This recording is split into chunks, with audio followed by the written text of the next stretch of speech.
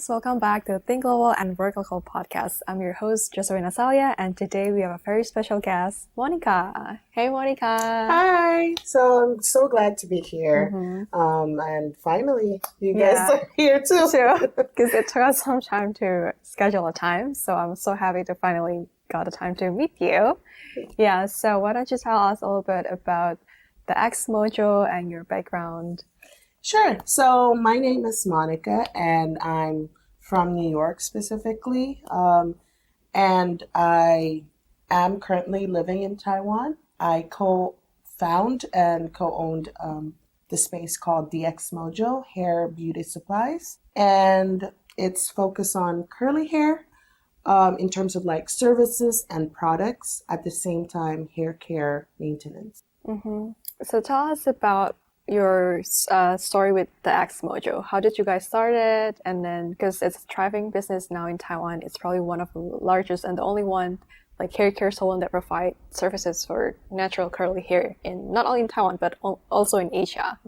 Yeah. So we first started with the products, and that's basically my forte, product understanding and that can help take care and maintain natural curls and chemically treated and textured curls as well. At the same time, my co-partners, they focus on the hair services with barber haircuts and like taper, fade and lineups, and also just market analysis and business operations. So all three of us, we came together and we started the business, I would say in 2022 of April. And we've been operating ever since. So this year we would be hitting 2 years in April as well. And we focus on curly hair because it's something that we felt personally is needed in Taiwan. And secondly, it's also missing in the market. So tell us more about like what brought you to Taiwan in the first place. Sure. So I came to Taiwan in 2013. So that's about a little bit over 10 years now. And I came here to take up my master's in international relations and military strategy or strategic studies. And ever since then, I've been living in Taiwan. I do go back home to visit, but in terms of like my base, like home base is Taiwan ever since 2013. Okay, you mentioned you started international relations and now you're opening your business in the beauty industry. So it's completely different. Yes, it's So not. what's the story behind it? So the story is I focus more on the products. It's because it was based, I think it was brought up because of shared experiences between me and my friends, and also shared experiences of people with curly hair and textured hair in Taiwan. I think back in 2017, when I first started selling the products, a friend and a few friends of mine told me like, hey, you're going back home, can, bring us like, hair cream and this and that, like all focus on curly hair basically. And I didn't realize up until then, like, oh, I thought it was just me. So it was a shared experience of like people not finding products here in Taiwan. That's first. And then secondly, I think shared experience of not getting their, like my hair or anybody else's who have curly hair, their hair done in a salon space in Taiwan. Because up until like maybe 2020, which is 7 years, I didn't step into a salon in Taiwan. And for other people, they've never stepped into a salon space in Taiwan to get their hair done, or not even just a simple trim. Wow. No. And if it's hairstyling, it's done maybe in someone else's space. So there isn't like a professional space available for hair services done in Taiwan that caters for curly hair. So it was that shared experience again between myself and also my co-partners. And we realized that let's try and test out the market. And so we would go to events and set up like a smaller version of this, of the Uh-huh. space now. We would set up, there's like hair services, haircuts, and hairstyling, and then the products will be displayed. And from then on, another realization came about that, okay, it's something that we would like to venture in. At the space that Mm, setup, people responded positively. And me and my co partners at that time, we felt good about it, that mm, it makes sense mhm, to come together. And this was in 2018, 2019.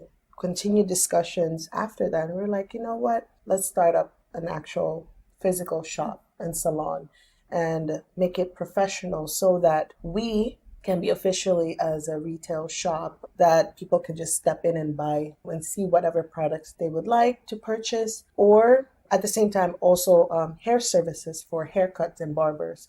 So it's a space that can be professionally offered mhm.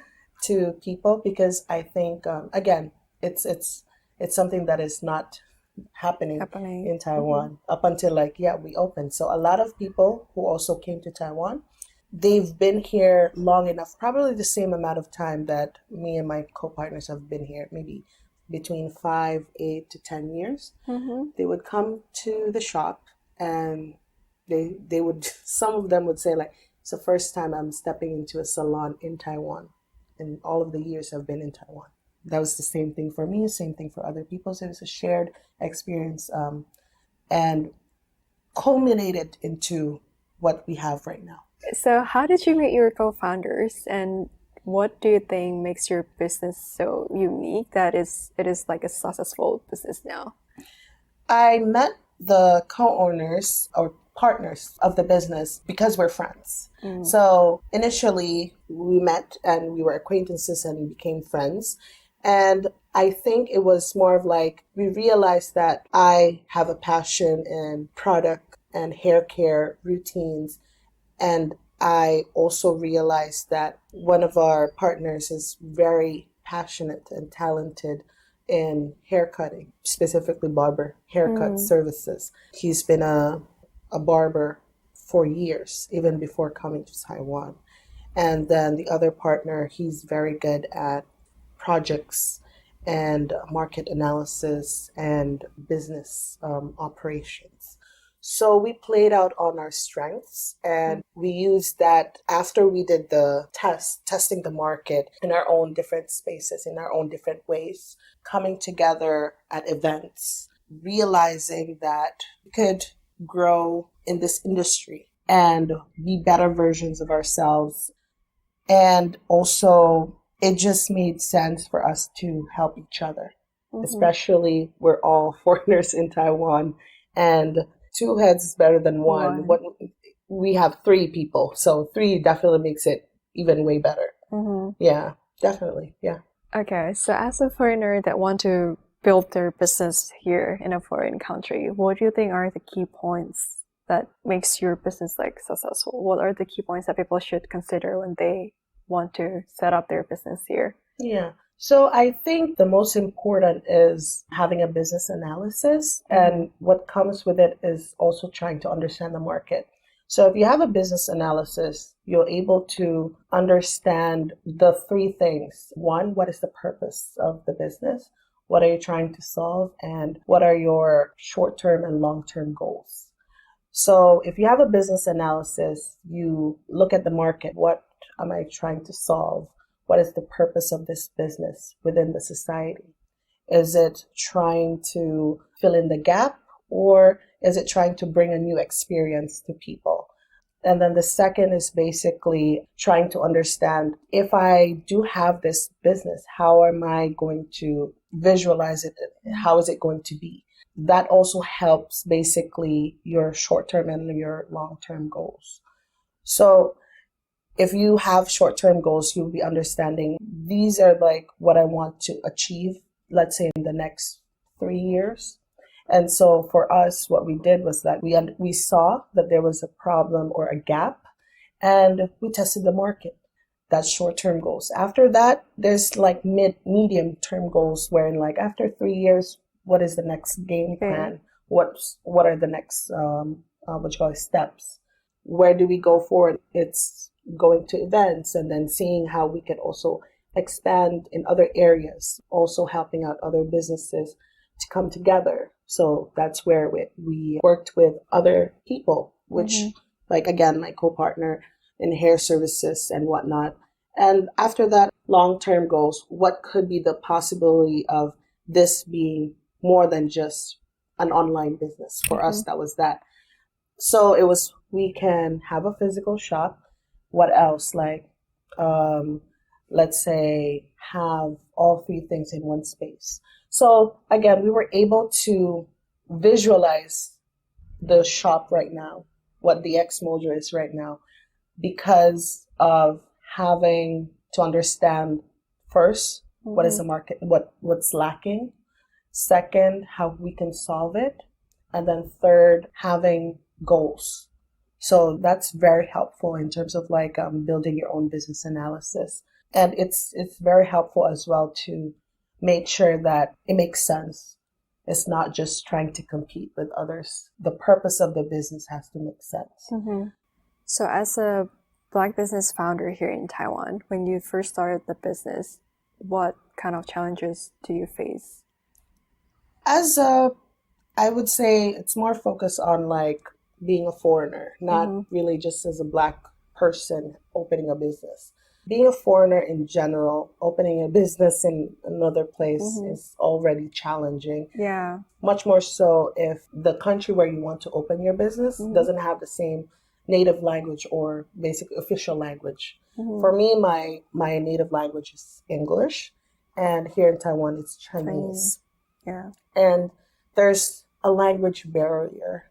I do understand, I do read, and to a certain point I could speak in Chinese. However, I think the language barrier is more of like understanding the legal system of opening a business. Taiwan has come a long way in terms of trying to make it foreign friendly in opening businesses in Taiwan. I would say in the last 4 to 5 years, it has changed some policies and made it way easier, but it is still challenging because maybe certain information is in Chinese. And so when I'm reading it, I might not pick up on it that it's an important information. Or when I'm asking people who are in place, like let's say in the MOEA, Ministry of Economic Affairs, if I'm asking a question, something about the business process, let's say, and maybe there would be information given to me, but not necessarily it would give me a full picture of what I need to know when opening a business. So unconsciously, there's certain information not given, not because it's on purpose. It's more of like because maybe the question was too general, or maybe the information that they're giving might have been like also too general. And so they would probably assume that certain information you don't need to know, but actually getting all the information would help us foreigners trying to open a business to have a bigger picture of what it means to open a business and maybe knowing the process. And because there is a language barrier, a lot of times people would ask us foreigners to have someone to bring to explain certain things. So like not even a translator, but just to make sure, I guess, on their part that you have someone who could read and listen and speak in Chinese in case there's a. So again, it's one of those things that I think if there are documents or the application process is also available in English. It is very detailed though on their website, but it doesn't give you a full picture when you're asking certain questions that maybe is only applied to the industry where you want to open a business. So I think there's still a little bit more works that can be improved and done by both sides. I would say like having the information available in English and for us foreigners to be much more fluent, I guess, in Chinese. Yeah. Okay. So you say you moved to Taipei in 2013, right? So you've been here for almost a decade already. So what makes you stay in Taiwan for so long? Well, despite having your business here. There must be like some other reasons, right? Well, personally, personally, the reason why I stayed longer than expected, Mm-hmm. than anticipated, is because Taiwan is safe. Uh-huh. And I'm not only saying this because I'm a foreigner, but it goes more of it's safe for women and it's safe for people of color. Mm-hmm. And because it's an environment that I feel safe, I'm able to be free and be Mm. at peace with some of my choices or some of my decisions. Personally, as a Black person and as a woman, coming from America, there's just this weight lifted off my shoulders Mm. that I felt when I moved to Taiwan. And I didn't even know I was carrying. And it was just so great of a feeling that I'm like, okay, I want to keep this. Whatever I'm feeling, I'm at peace. I feel free and safe. I want to keep this. And I think that kind of like pushed me to continue to stay in Taiwan, essentially like choosing my peace, my freedom over other things. Yeah. Mm-hmm. So in this podcast, we have a tradition. So we're usually going to close the podcast by asking you questions like if you could look back to your younger self, or if you have any advice to the younger generations out there, the younger people out there, they're probably right now, they're still considering which career path they should choose, or they're actually thinking to start their own business in a foreign country like you. What advice would you give to them? So I think like on a personal level, no matter if it's about opening a business or just trying to understand like which career path you have or you want to take, I think it's three things. One, be kind to yourself.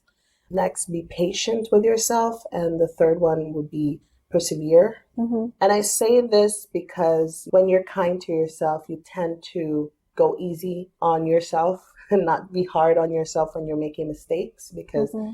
mistakes are there for you to learn. Learn from, Yeah, yeah. to learn from. And there are going to be mistakes or lessons that are harder to learn or Mm-hmm. harder to overcome and take an L for it, basically.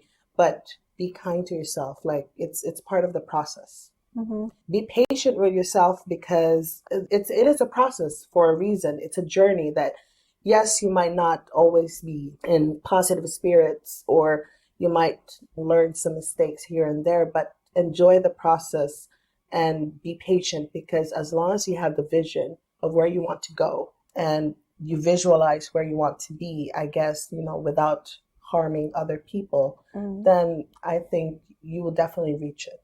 Believe Wow. in yourself. And then the last one is persevere. Basically, visualize yourself first. And if you have an idea and you feel good about it, it's positive, again, you're not harming anybody, then go for it. Persevere. Like once you decide on that, continue and persevere. There's nothing wrong with like chasing after what you like and going hard, full on hard on it. Mm-hmm. But again, don't forget to be kind and to be patient with yourself. And I think if you do that to yourself, you give yourself those three things, it's also easily given to others. Mm. You are also kind to others. You're also patient with others, and you also can encourage people no matter what they're going through. Wow, that's actually a very deep message. Yeah. Yeah, because I feel a lot of people, they forget to be kind to themselves, Mhm. right? They just like, yeah.